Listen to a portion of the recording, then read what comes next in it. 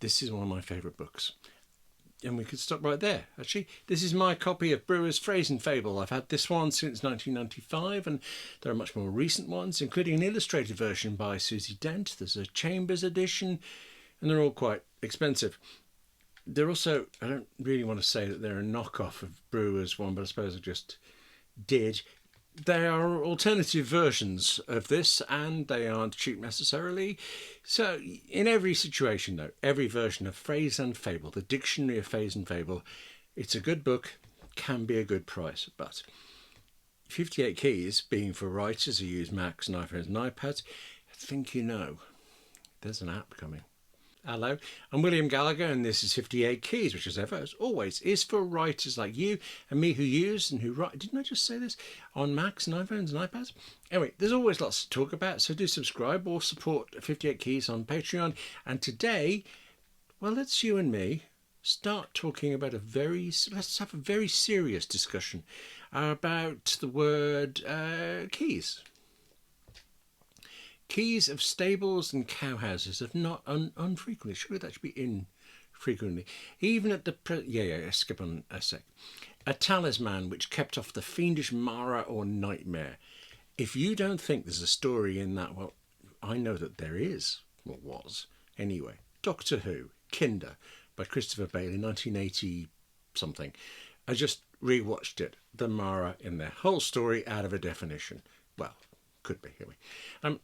I was actually just going to look at that and then go down another definition, because even chosen randomly, reading anything in this book or this app version of the book, it heads you down rabbit holes, but good rabbit holes, into stories and characters.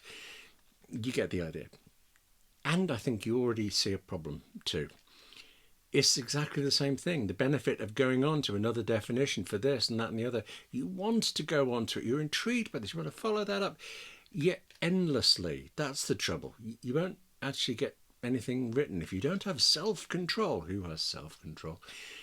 The Dictionary of Phrase and Fable. Actually, I really admire whoever came up with the title, whenever it was, because I think once you know, that kind of covers everything. And I cannot think of another way to describe this book. I mean, it's got definitions of words, like you've seen. It's got historical accounts and tales, and I appear to have just described it, don't I? It's a book for dipping into. I mean, for anybody, but especially for writers. And it's a book for getting lost in, most definitely for writers. And with the physical book, any of the versions of it, it's impossible, just impossible, not to stumble across something as you're going through the pages looking for whatever it is you're looking up from the index. You search for one thing, you see something else, you forget what you were searching for originally, you remember later, you come back, but you spot something else. I believe Brewer's version of the Dictionary of Phrase and Fable was the original, but I don't know, and you'd think I'd be able to find out. I mean, maybe by looking it up in the book itself or the app. This app that I'm showing you pointedly does not say that it is Brewer's version of this, but it's at least the same idea. And now you've seen what it looks like too, although that's not necessarily a good thing, is it? Yeah, no. This Dictionary of Phrase and Fable app looks okay, not great, not even good.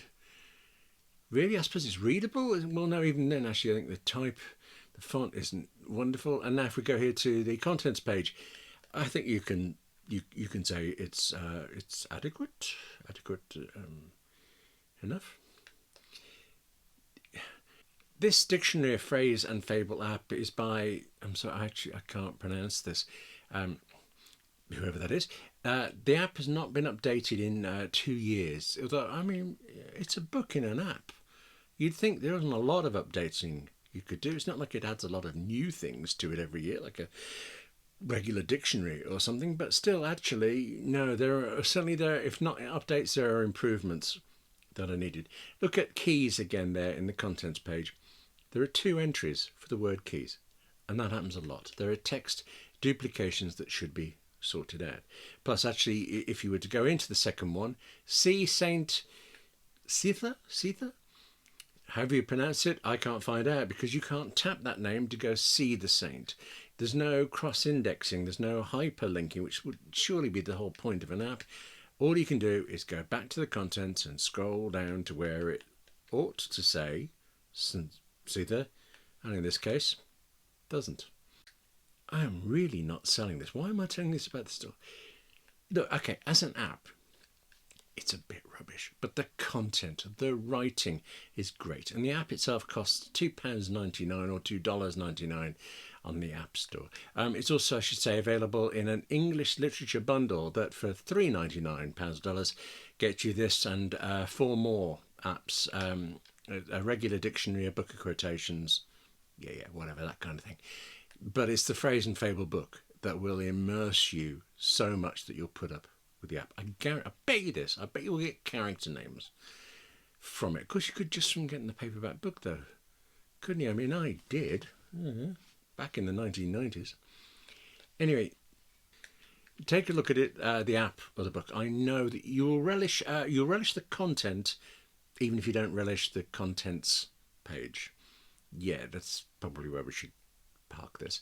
That's it for this edition of 58 Keys. Thank you very much for watching. Now take care of yourself, write more. Yeah, okay, poke about in the books, but come back and write more, and I'll see you soon.